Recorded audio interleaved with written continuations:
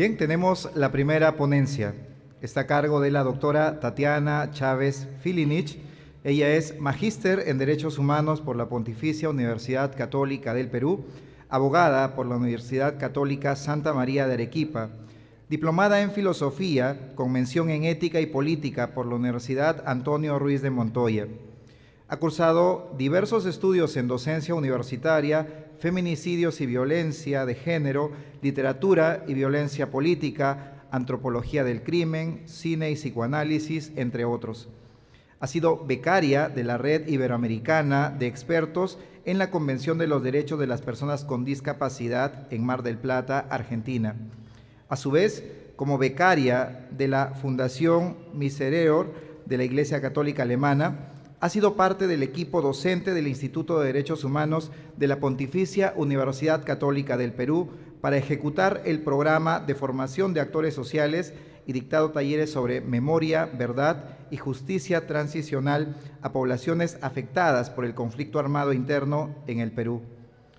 Cuenta con más de 15 años de experiencia en docencia universitaria en las asignaturas de Filosofía del Derecho, Derechos Humanos y Derecho Civil 1, Personas. Ha sido catedrática en la Universidad Autónoma de Baja California Norte, en el campus de Ensenada, México, la Universidad Inca Garcilaso de la Vega y actualmente en la Universidad Católica Sede Sapiense de Lima y en la Universidad Ricardo Palma. Recibamos con aplausos a la doctora Tatiana Chávez Filinich, ponente de esta primera conferencia de la mañana.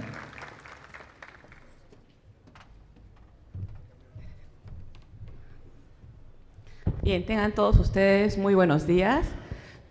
Para mí es un honor estar aquí y compartir este espacio. Mi saludo y agradecimiento a la presidenta de ODUCAL por la organización.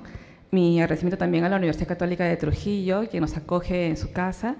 A la Universidad Católica Sede Sapiensia por darme la oportunidad de confiar en mí para esta ponencia y a todos ustedes por oírme.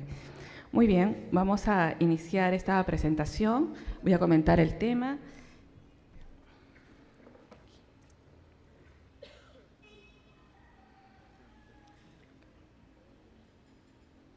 ¿Cómo lo visualizo?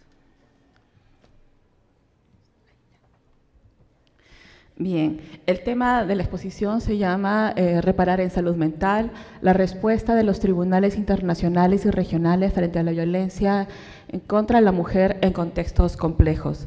A lo que me voy a abocar específicamente es cómo ha progresado en el tiempo el marco internacional de protección a los derechos de la mujer y cómo paralelamente también los tribunales, tanto internacionales como regionales, específicamente la Corte Interamericana de Derechos Humanos, ha dado una respuesta frente a las situaciones de violencia contra la mujer y en particular en contextos de violencia política o conflicto armado no internacional o conflicto armado interno, como se le llama en el Perú.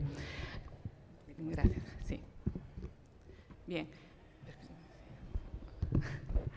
Bien. Entonces, voy a dar cuenta de ello y hacia el final de la exposición voy a comentar justamente algunos casos y sentencias al respecto. Cecilia. Cecilia fue una exalumna mía muy querida y Cecilia, a pesar de su desempeño en aula, el cual era muy bueno, tenía algunos problemas para lograr a veces desarrollarse plenamente en su esfera, digamos, privada, con amistades, ¿no? Y me comentó un día en confianza que había sido violentada por su tío hasta en 2 oportunidades cuando ella era niña. En esa oportunidad le di un consejo que me dieron a mí hacía mucho tiempo atrás, un amigo jesuita, por cierto, que fue mi profesor también. Y entonces él me dijo, después de haberme escuchado empáticamente sobre un problema que para mí me asfixiaba en ese instante, que acudiera a una terapia psicológica. Yo con mucho temor lo hice y fue una gran decisión. Bueno, también me recomendó con un amigo suyo que realmente era muy bueno, ¿no? Entonces, cuando Cecilia me viene con este problema, yo la escuché también empáticamente y le di un consejo similar. Cecilia entonces ahora es una profesional graduada, trabaja, le va bastante bien, es autónoma económicamente, sin embargo aún tiene secuelas en ella que le impiden seguir con su desarrollo, especialmente en su relación con los varones. Cecilia también es una mujer que da su testimonio ante la Comisión de la Verdad y dice lo siguiente, voy a leerlo brevemente. A inicios de mayo de 1989, Los militantes de Sendero Luminoso entraron a una remota comunidad del departamento de Apurímac, en los Andes sur centrales del Perú. Los terroristas capturaron a varios y varias jóvenes, entre ellos a Cecilia y su hermana menor. Los llevaron a un campamento secreto.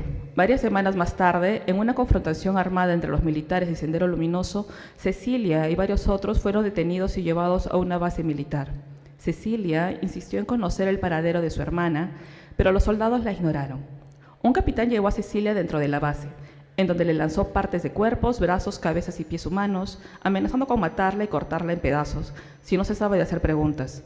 Le dijo que la cortaría si no se desvestía, lo que hizo inmediatamente. Luego la violó. Más tarde, otro oficial de la misma base le prometió a Cecilia hallar a su hermana a cambio de sexo. Cecilia sucumbió. Como resultado de esta violación concibió un bebé, que el soldado reconoció como suyo, pero nunca le proporcionó información sobre el destino de su hermana. Cecilia escuchó decir que su hermana había sido asesinada y cremada en la base militar de Abancay. Cecilia sobrevivió al conflicto armado y vive con su esposo e hijos en la misma comunidad de Abancay en la que fue capturada por los soldados. Severamente traumatizada y deprimida, apenas come o duerme, el cuerpo le duele constantemente, se mantiene irritada y agresiva, se siente culpable y le resulta difícil pensar o actuar.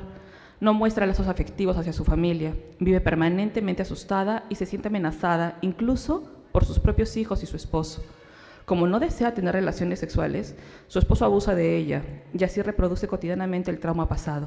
Cecilia, a su vez, golpea y maltrata a sus hijos. Cecilia sobrelleva sus miserias completamente sola. No relaciona sus experiencias con un contexto histórico, sociopolítico más amplio. No tiene noción de sus derechos en tanto que persona o ciudadana peruana. Tanto el Estado como su familia abusan de ella.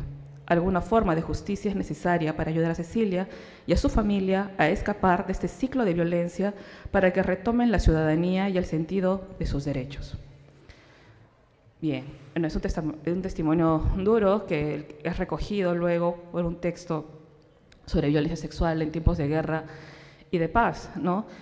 Y decidí iniciar justamente con este texto porque lo que quiero es dar cuenta que las afectaciones en salud mental, luego de un conflicto o un episodio violento, se quedan impregnadas en las personas y pueden inclusive ser transgeneracionales, ¿no? Precisamente advirtiendo este tipo de situaciones es que voy a hacer esta estructura de trabajo, como les comentaba, dar cuenta del marco internacional y regional, aterrizar en las afectaciones en salud mental y reparaciones y luego aterrizar en los casos concretos. Bien, hay una progresividad de la Declaración Universal de Derechos Humanos, posteriormente el Pacto Internacional de Derechos Civiles y Políticos y el Pacto de Derechos Económicos, Sociales y Culturales. En los tres documentos se da cuenta que varones y mujeres somos iguales ante la ley, es decir, hay una igualdad formal, técnicamente hablando, por lo tanto todos somos iguales ante la ley. Eso lo sabemos todos y lo tenemos claro, ¿no es cierto? Sin embargo, sí, progresivamente se va poniendo énfasis en que también somos iguales a recibir la misma educación o tener el mismo acceso a la educación, toda vez que décadas atrás se consideraba que la mujer no merecía o no valía la pena invertir en su educación, toda vez que al final iba a estar casada, iba a quedarse en casa cuidando a los hijos, entonces ¿para qué le educábamos, no? Era mejor invertir en el hijo varón de la familia, por ejemplo, ¿no? O darle estudios universitarios al hijo varón y solamente estudios técnicos a la hija y cosas similares, ¿no? Entonces, la norma internacional de Naciones Unidas incorpora este tema y habla que la educación también debe ser accesible para todos y para todas en igualdad de condiciones. Hasta este punto seguimos hablando de la igualdad de un 100-100, cada uno es valioso por sí mismo, ¿no?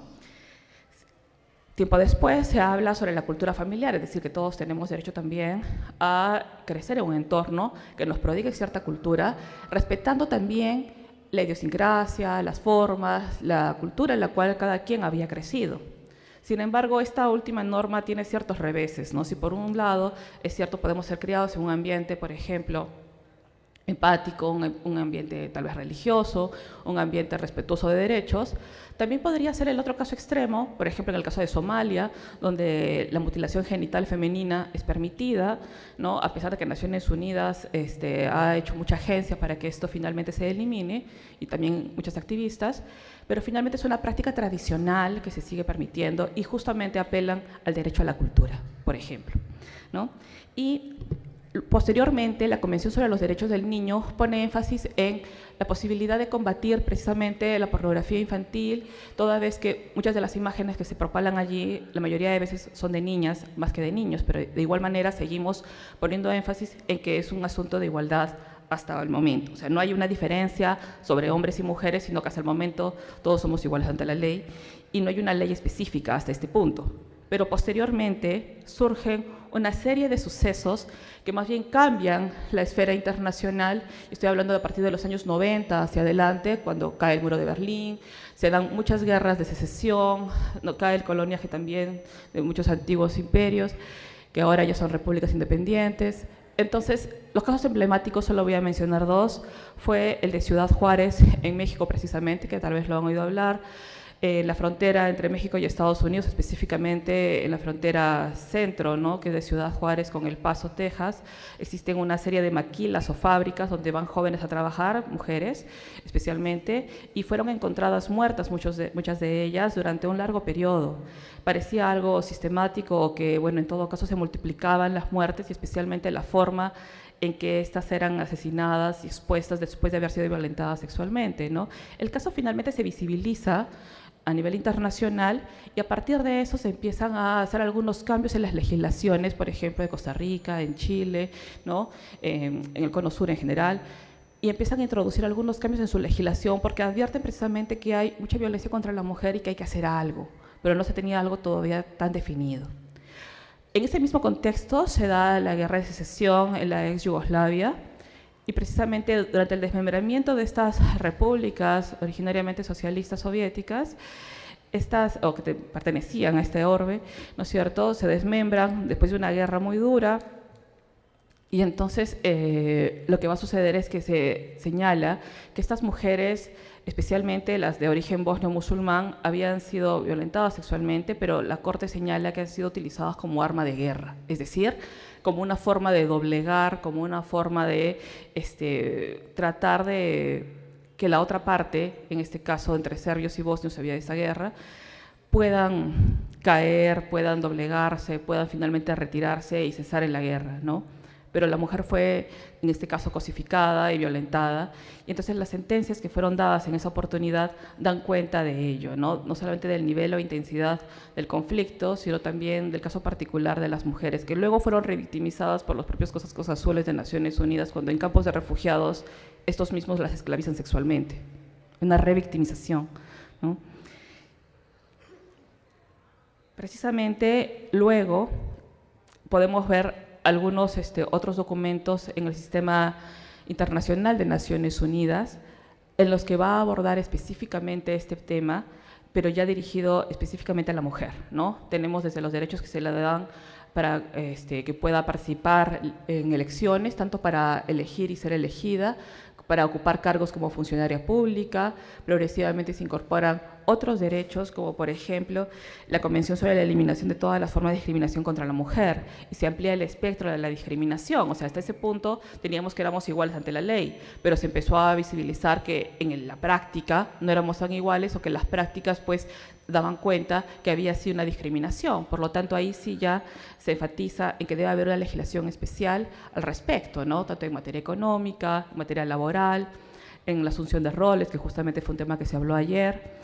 Entonces se da esta ley, este pacto, conocido como CEDAW, y posteriormente su protocolo, ¿no?, a efecto que todos los ordenamientos jurídicos que son parte de Naciones Unidas y que se habían adherido a esta norma, pues la incorporen en su legislación interna. Es decir, que no solamente quede en un tratado o en un documento internacional de derechos humanos, sino que esto se ha incorporado progresivamente en la legislación. Es decir, que los estados se preocupen por empezar a hacer modificaciones que contribuyan a que esto finalmente pare o pueda prevenirse. Pero justamente, nuevamente, ¿no?, estamos hablando de discriminación. Seguimos con la discriminación, en que no hay un trato igualitario y que eso en la práctica también debe ser entonces dable, ¿no es cierto?, que se mejore esa situación o se revierta. Pero ahora llega justamente un documento que sí es bastante relevante, porque ahora sí ya hablamos, aterrizamos en la prevención, la sanción y la erradicación de la violencia contra la mujer, y eso lo hace justamente la Organización de Estados Americanos. Es un documento a nivel interamericano, la denominada Convención Belém do Pará, ¿no? Gracias a esta convención es que ya estamos hablando de temas mucho más específicos y de mayor ámbito de protección, porque ya no solamente estamos viendo la desigualdad, que ya era bastante, sino que ahora nos damos cuenta que es tal el grado de violencia que se necesita hacer algo a nivel normativo. Ojo, a veces los abogados pecamos del problema de decir que queremos que con las normas todo lo solucionamos, y eso no es así. Hay que implementar obviamente políticas, estrategias, que creo que es el tema que viene luego de mi presentación, ¿no? Es decir, hay un marco general normativo obviamente, pero la legislación no va a servir de nada si no se implementa con otros recursos. Esta convención entonces tiene varios puntos importantes, ¿no? Estamos hablando entonces de prevención, erradicación, sanción, es más completo y justamente se enfoca en las diferentes formas de violencia que puede tener la mujer. Precisamente el contexto o el entorno en que se produce esta violencia pueden ser el contexto familiar, laboral, educativo, ¿no? Inclusive la violencia puede venir por parte del Estado, como es el caso de Cecilia, que yo les traía, ¿no? En el conflicto armado peruano. Y precisamente esta violencia puede ser de carácter, por eso, físico, sexual o psicológico. Me voy a abocar específicamente a lo psicológico, pero por fines didácticos, pero en realidad la violencia daña al individuo y en este caso a la mujer, de manera que no solamente se afecta a su psique o está deprimida o emocionalmente la pasa mal, sino que en realidad es algo que penetra el cuerpo y que va a perdurar en ella durante mucho tiempo y quizá va a permanecer allí como una huella más o menos visible, pero que de alguna manera va a quedar, ¿no? Entonces, justamente las manifestaciones pueden ser esta, ¿no? Violación sexual, abuso sexual, trata de personas, esclavitud sexual y violencia doméstica en general, prostitución forzada, matrimonios forzados, como vamos a ver en el caso justamente de Sierra Leona. Entonces, todas estas manifestaciones nos dan cuenta que finalmente la mujer es cosificada o es un objeto de deseo de algunos o es utilizada como una herramienta para finalmente cumplir otros propósitos, ¿no? Justamente en algunos instrumentos que podríamos mencionar de políticas favorables a la erradicación de la violencia contra la mujer, podríamos citar obviamente que haya justicia, que se combata la impunidad y que a su vez se repare a las víctimas, es decir, que de alguna manera se restituya sus derechos. Obviamente nada va a quitar lo que ha pasado a estas mujeres, ¿no es cierto? Sin embargo, podrían haber algunos mecanismos o formas que contribuyan a que eso pueda ser de alguna manera pueda restablecerse, que pueda sacarla adelante, que pueda rehacer nuevamente su proyecto de vida, ¿no?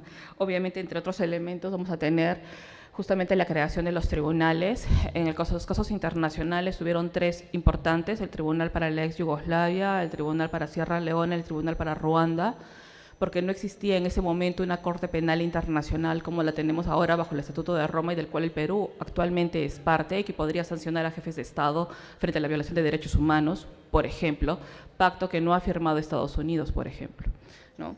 El registro oficial, es decir, que haya un observatorio en el que justamente se visibilice cuántas mujeres están muriendo y que da cuenta también de la violencia que se está dando, las estadísticas que precisamente ayer nos traían en otras ponencias, ¿no? Y finalmente la legislación. Quiero entrar entonces ahora a este marco normativo, pero en materia de reparaciones y salud mental. Este es otro testimonio de una muchacha guatemalteca que también, bueno, Guatemala también ha sido una región en la cual ha habido mucha violencia, especialmente durante la dictadura del expresidente Ríos Montt, que también fue durante una dictadura que duró bastantes años. Ríos Montt actualmente ya está muerto. Se llevaron a cabo una serie de juicios que finalmente lo encuentran culpable y entra a prisión, pero nuevamente se anula la sentencia, sale de prisión y finalmente fallece sobre la marcha del siguiente proceso, ¿no? Entonces, la intensidad de la que habla la muchacha es justamente, ¿no? Como en el caso de Cecilia, pues ella, no, el caso de esta muchacha es más bien una hija, ¿no? Y su madre podría ser una de las tantas Cecilias que existen. Y ella dice que no ha vivido lo que su madre ha vivido y que, sin embargo, padece ella también de este sufrimiento y llora y no se explica qué es lo que pasa y siente que su proyecto de vida no surge porque hay algo que está allí pendiente de ser resuelto o de ser elaborado, como dirían los psicoanalistas. Y precisamente lo que se busca entonces es de alguna manera, cuando se habla de reparaciones, es de restablecer, de recuperar, de restituir también en derechos y en confianza a estas mujeres, ¿no? Estamos hablando que ellas han sentido en alguna oportunidad que no son lo suficientemente valiosas y que por eso han sido objeto de, ¿no? Que han sido cosificadas por. Se sienten también que a lo mejor son ciudadanas de segunda clase o que no tienen categoría de ciudadanas y que por lo tanto les ha restado dignidad, ¿no? Porque también cuando finalmente han denunciado y se han atrevido a hacerlo, después quizá de años, nadie les ha creído ante la falta de pruebas o nadie finalmente les ha dado cierto mérito porque consideran que no era para tanto o simplemente se niega la posibilidad de que hayan sido realmente violentadas, ¿no? Por otro lado, también se les quiere dar confianza, o se requiere dar confianza, de que crean en las instituciones del Estado, es decir, que crean nuevamente en que existe una policía transparente y no corrupta que pueda atender su solicitud, que no las cuestione o no las juzgue, y que exista un ministerio público ante el cual puedan elaborar la denuncia sin que también hayan problemas en el camino, y que también haya un poder judicial imparcial, que también esté sensibilizado por el tema y que sepa administrar justicia, no solamente técnicamente hablando, sino que también sepa dar respuesta ante una situación así. Entonces estamos hablando de estos dos puntos que son importantes y hay una resolución justamente que cito allí, que es la número 60147 de la Asamblea General de Naciones Unidas del año 2005, que habla específicamente sobre la necesidad de reparar a víctimas que han sido violentadas en sus derechos humanos, ¿no? Es una resolución muy breve, pero bastante contundente, que habla sobre la necesidad de reparar, ¿no? La cita que he puesto aquí es del doctor Carlos Martín Beristain, que es un psiquiatra español, un perito psicológico ante diferentes cortes, ante la Corte Interamericana, ante tribunales internacionales, y también ha colaborado como asesor en la Comisión de la Verdad y Reconciliación del Perú. Y entonces es un especialista en la materia y justamente él tiene muchas publicaciones que ustedes pueden encontrarlas en la web. No sé si acá hay psicólogos o psicólogas interesadas en el tema. Pueden encontrar muchísima información de este perito y está disponible en la web, ¿no? Y justamente recoge testimonios y da cuenta de las secuelas psicosociales que se dan en las mujeres y en las comunidades indígenas en estos contextos de violencia. Y finalmente, para antes de entrar a los casos, ¿cuáles son las obligaciones por parte de los estados para materia de reparaciones y también de salud mental? Precisamente lo que estábamos hablando, ¿no? Proteger y garantizar los derechos humanos, que se va a dar a través justamente de este Estado de Derecho, que es la única manera que sea posible, ¿no es cierto? Porque se está legitimando y respaldando la situación. Realizar investigaciones eficaces para dar justamente con la verdad, es decir, saber qué fue lo que realmente pasó, por qué se perpetró el delito, quiénes son los responsables y finalmente judicializar los casos. Pero eso va a depender precisamente de que hayan instituciones confiables, sólidas, ¿no es cierto?, que tengamos una estabilidad política también y jurídica para poder llevar a cabo todo esto. Y por último, garantizar los recursos efectivos y de reparación. Y esto también va a ser posible gracias a la voluntad política y a una ciudadanía vigilante. La Corte Interamericana y otros tribunales pueden dar muchísimas sentencias. El conflicto va a estar en que efectivamente los países los cumplan, ¿no? Entonces una alumna justamente el otro día me preguntaba, ¿no? Pero ya, la Corte ha dicho tal cosa en una sentencia, dispone que efectivamente los estados se comprometan o que repare, pero luego ¿qué?, ¿no? Luego que, bueno, si el Estado efectivamente toma en serio su rol y ese Estado parte, se entendería que va a implementar las reparaciones y si no lo hace, afortunadamente la Corte Interamericana tiene sentencias de supervisión de cumplimiento de sentencias. Por lo tanto, periódicamente va a ser un llamado de atención a los estados para verificar si están cumpliendo o no con lo que hacen. En el caso de México es tremendo, porque tenemos que justamente sale este asunto de campo algodonero o de esta franja en el norte de México con Ciudad Juárez, pero sobre este caso, que es un caso emblemático, campo algodonero, surgen otros, Rosendo Cantú, y actualmente hay otros más. Ha salido uno justamente el año pasado que habla sobre los ataques ya literalmente habla sobre la violencia sexual a un grupo de mujeres indígenas y que nuevamente México es el perpetrador, ¿no? Que no logra involucrar a sus jueces, a sus agentes policiales, militares, que se sensibilicen en materia de derechos humanos, y entonces son llamadas de atención continuas. A nivel latinoamericano, uno de los mayores perpetradores, si lo vemos en cifras, ha sido lamentablemente México, ¿no? Y entonces lo que se dispone ahora es que a nivel de salud mental sea un recurso accesible, disponible, de calidad, y eso lo pueden encontrar en la observación general número 3 del Comité de Derechos Económicos, Sociales y Culturales de Naciones Unidas, que nos da cuenta sobre cómo debe darse la salud mental o los servicios públicos en general, pero en particular la salud mental. Es decir, que hayan centros suficientes, disponibles y accesibles, y ahora agregan inclusive con los enfoques adecuados para atender a las víctimas de violencia, ¿no? Específicamente a las mujeres.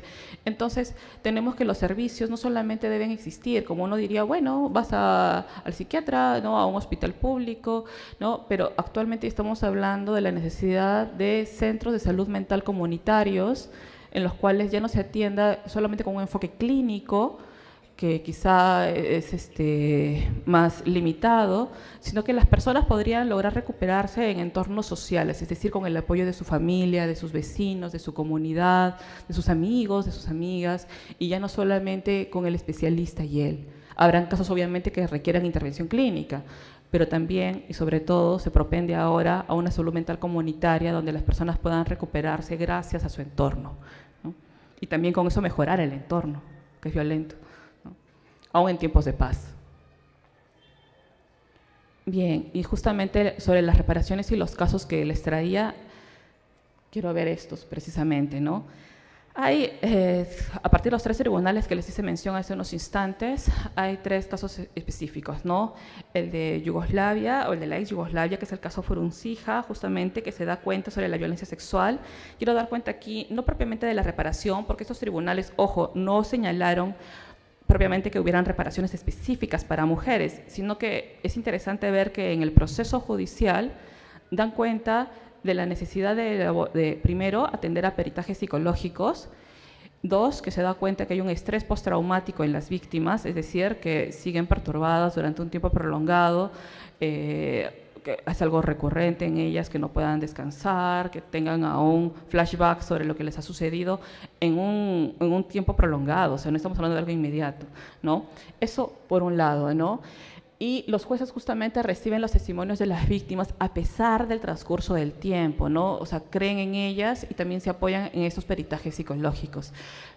Hay quienes señalan hoy en día que ya ha transcurrido el tiempo y que la memoria de la mujer quizá ha variado y que no es atendible ese tipo de peritajes, ¿no? Sin embargo, la Corte en aquel momento señaló que sí era una prueba admitida, ¿no? En el caso Akayesu, que es un caso de Ruanda, que hay un conflicto armado entre Hutus y Tutsis, por ejemplo, se utilizó también a la mujer, pero en este caso específico con desnudez forzada e inducir abortos, ¿no? Precisamente como había este conflicto interétnico, lo que buscaban era acabar con una de las etnias. Entonces las mujeres embarazadas finalmente eran asesinadas o eran inducidas a abortos, o en otros casos también se produjeron matrimonios forzados, ¿no? Para que justamente los bebés ya fueran mixtos y ya no de una etnia específica, ¿no?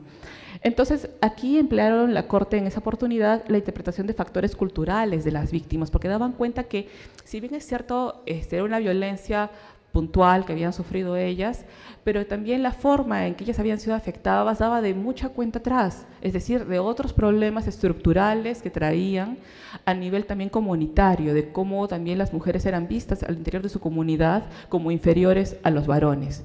Entonces, cuando utilizan los peritos, no solamente hablamos de un traductor cualquiera, sino de un intérprete que también esté sensibilizado con la cultura de esa región, ¿no? Ese también es un punto importante, ¿no? De cómo se lee no solo judicialmente un caso, sino también a nivel cultural, ¿no? De ahí la importancia enorme de la interdisciplinariedad.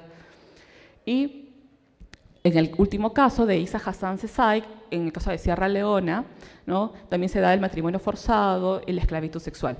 En los casos que estoy dando cuenta, obviamente han sido muchísimos más los delitos perpetrados. Yo solo estoy dando cuenta de la violencia contra la mujer, pero en realidad esto va mucho más, ¿no? Sino que por fines aquí de la ponencia y del tema que nos aboca en este congreso, lo he reducido a la violencia contra la mujer, pero en realidad el espectro es mucho más amplio, ha habido masacres, asesinatos, en fin, ¿no?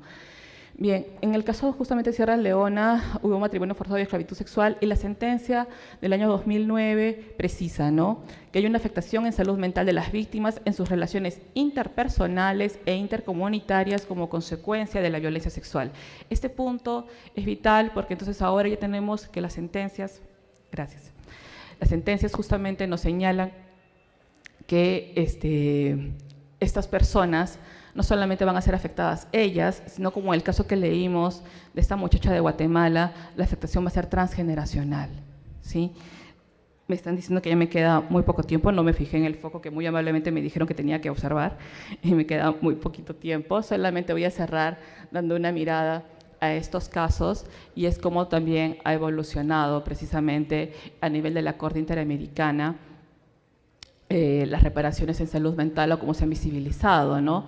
Situaciones en las cuales no solamente estamos hablando de que hay que enviar a las víctimas a que sean reparadas en su salud mental, sino que o a un psicólogo, a un centro hospitalario, a un psiquiatra, o que sean en establecimientos o centros comunitarios de salud mental, sino que también la verdad, el saber qué fue lo que pasó con las víctimas, el que haya un juicio justo y el que se haya las responsabilidades del caso, se ubiquen los responsables y se investigue lo que se debe, eso también va a contribuir a la salud mental de ellas y a una reparación integral de las mismas. Y estos son dos casos, sí, que los podemos comentar quizá en la ronda de preguntas, un caso mexicano y un caso peruano. En el caso peruano, y con eso finalizo, el caso mexicano era sobre una indígena, ¿no es cierto?, que ha sufrido de manera individual una violación sexual por parte de agentes del orden en México, y nuevamente es un caso que da cuenta del año 2010, ¿sí?, casi muy de la mano con el de Campo Algodonero que les comentaba de Ciudad Juárez, ¿no?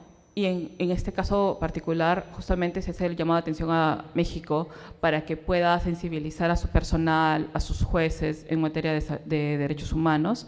Y en el caso peruano, se está hablando específicamente de una terrorista que fue violentada durante la etapa en que estuvo detenida, ¿no?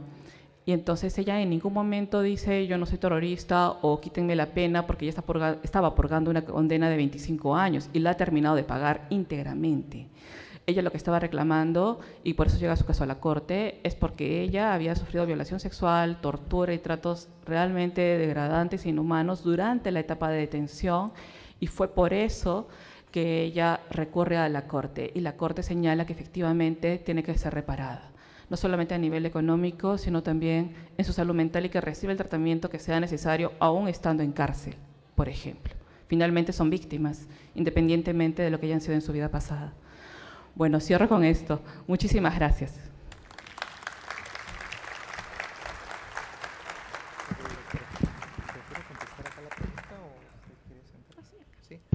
Muy bien, entonces les había indicado al inicio de la jornada del día de hoy que no solamente estamos disfrutando de la ponencia de la doctora Tatiana, sino que adicionalmente el día de hoy estamos celebrando su cumpleaños. Entonces vamos a darle un fuerte voto de aplausos para celebrarlo con ella.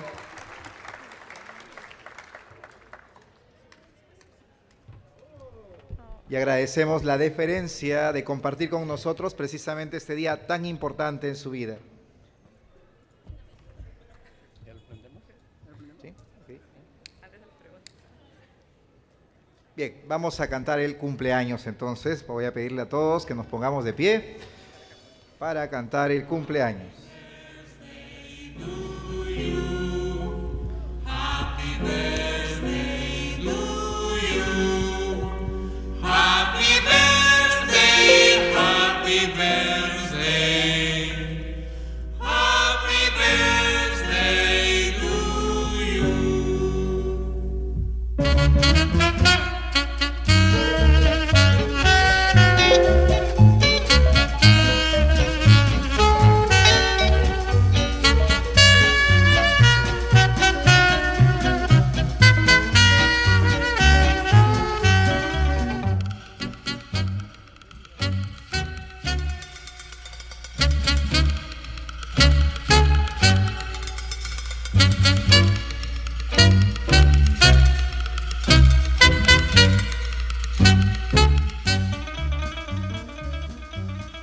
Muy bien, vamos a pedirle a la doctora Tatiana que pida el deseo y sople la vela, ¿no? Es lo que estamos esperando todos. Por favor, doctora Tatiana.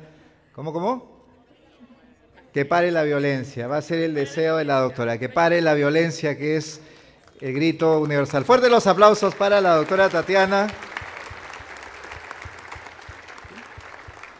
Sí, muy bien. ¿La acompañan, por favor?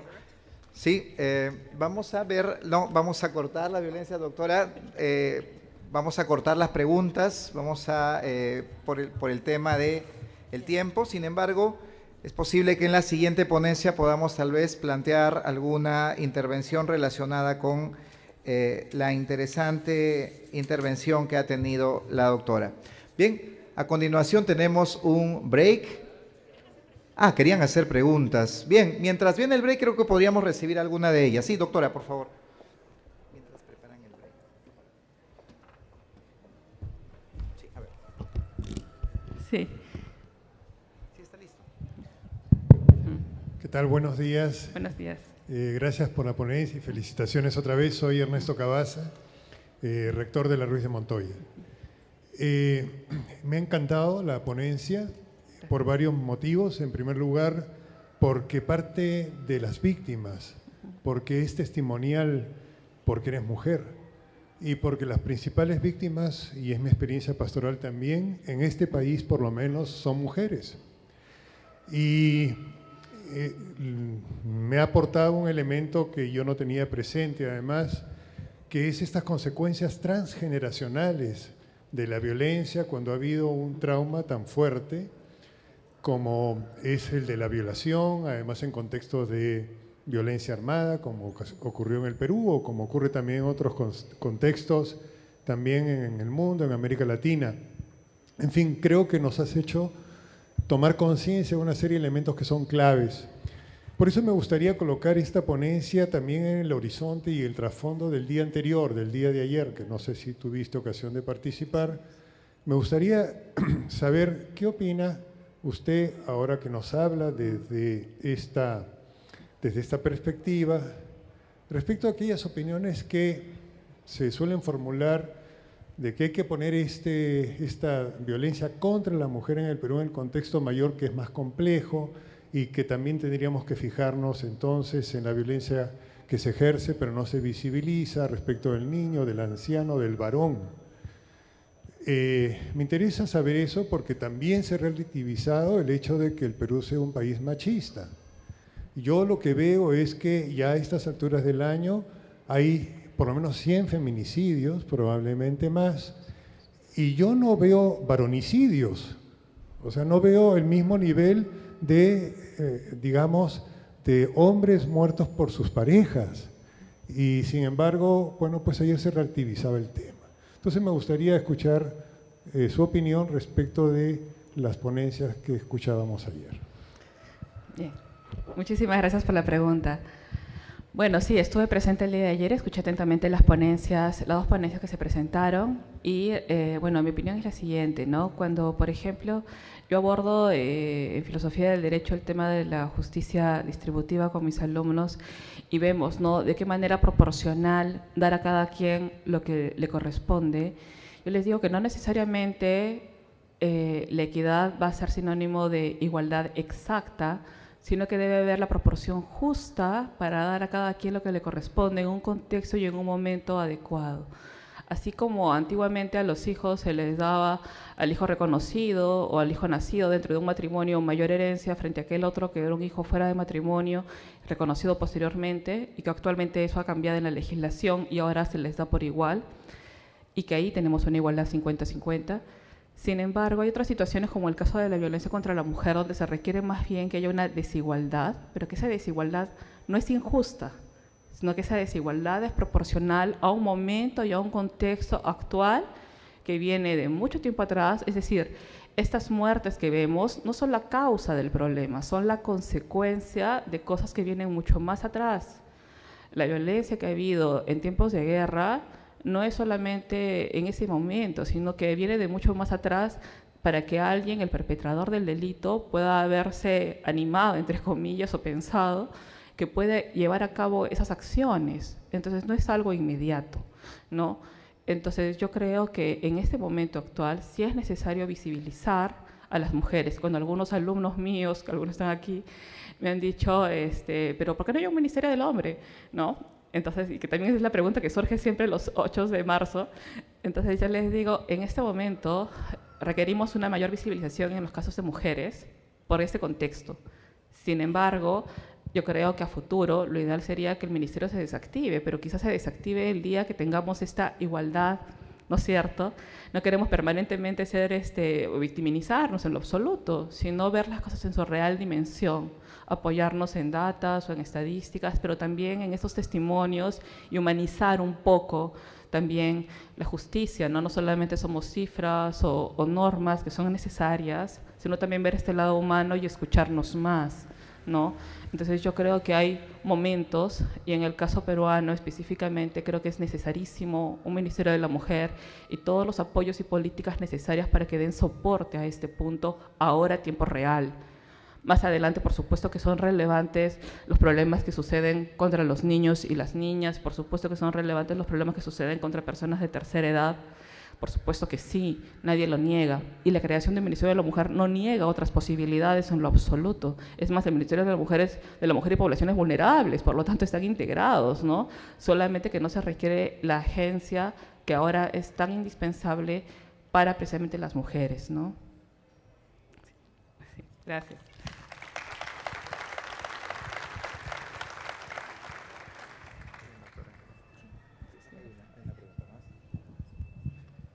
Muy buenos días, Buenos felicitaciones, días. doctora. Gracias. Creo que desde mi perspectiva, la lectura, la validez, los casos que han presentado son casos emblemáticos. Y yo tengo ahí dos aportes, venimos de Tacna. El tema es mucha respuesta a esta violencia contra la mujer.